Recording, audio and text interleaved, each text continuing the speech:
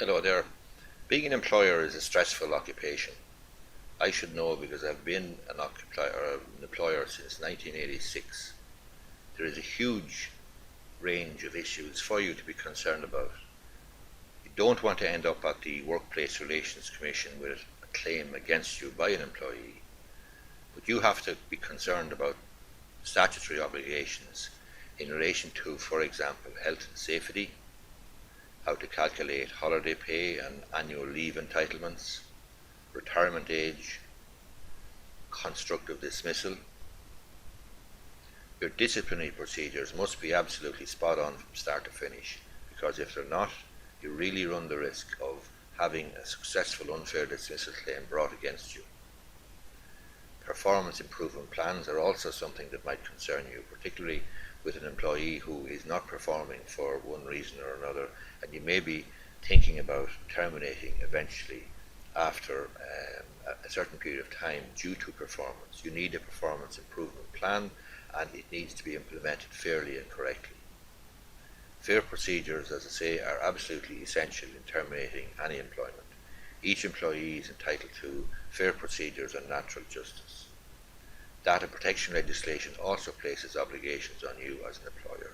You're dealing with personal data, you're a data controller, and you have quite onerous obligations. Then there is various types of leave: parental leave, paternity leave, adoptive leave, maternity leave, force majeure leave. All of these things have statutory basis and therefore statutory rights and entitlements and obligations on you as an employer.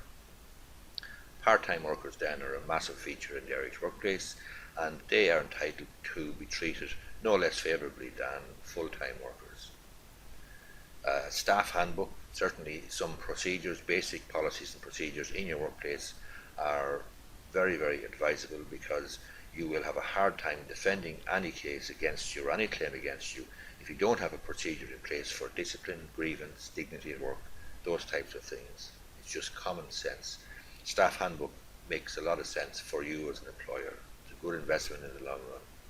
The revenue commissioners then obviously are concerned as well. They have very, very strong powers, particularly in relation to obtaining records, and they can end up prosecuting you as a criminal in the district court for failure to make returns and so on. Contract of employment then is a statutory obligation. You must give a written contract, a written statement of terms and conditions to the employee. So, that's a very, very easy case for an employee to win if you haven't done that. And they can be awarded up to 4 weeks' salary for your failure. As I say, natural justice, fair procedures are essential in the workplace. If you don't afford them to your employees, then you're going to have difficulties. You're going to be wasting money. It's quite possible, and it's quite probable indeed, that if you're a small employer, you cannot afford a dedicated HR department. That's fine, because you can still have your house in order, provided you take some sensible steps. If you're in retailing, you may have an issue in relation to zero-hour contracts, or some other service-based industries also have issues in relation to the types of contracts that they offer.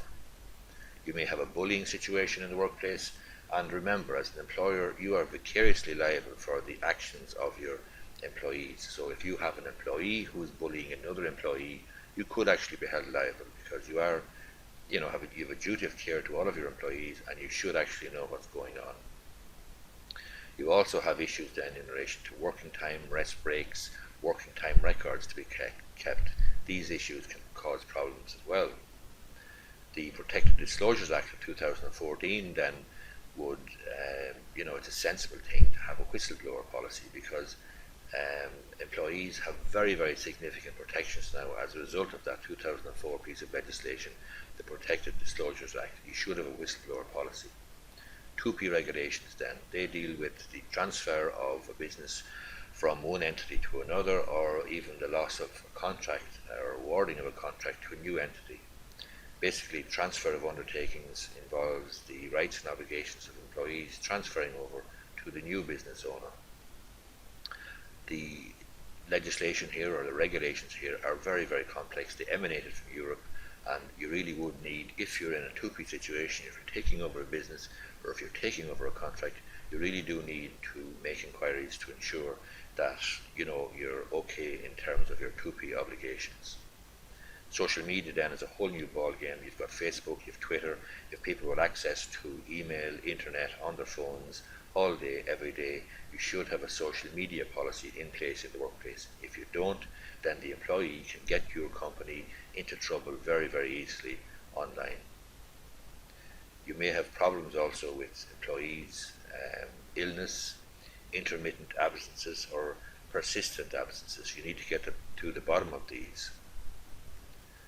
All of these issues can cost you money. It's as simple as that. Some basic housekeeping, some precautionary measures will ensure that that's not the case, but you cannot simply ignore all of the rights and entitlements that employees have. They are quite onerous. You could end up with a claim in the Workplace Relations Commission. It's going to cost you time, it's going to cost you money to defend that claim, even if you're entirely blameless. You could also end up in court for being sued for example, discrimination or breach of contract. And ultimately, the worst case scenario is your business could actually be closed down if, for example, there's a massive award awarded against you and you simply cannot afford it. My name is Terry Gorry. I'm a solicitor in Enfield and County Meath. I do quite a bit of employment law. If any of these issues affect you and you want a hand or dig out or advice, please don't hesitate to contact me. I hope this video has been helpful for you.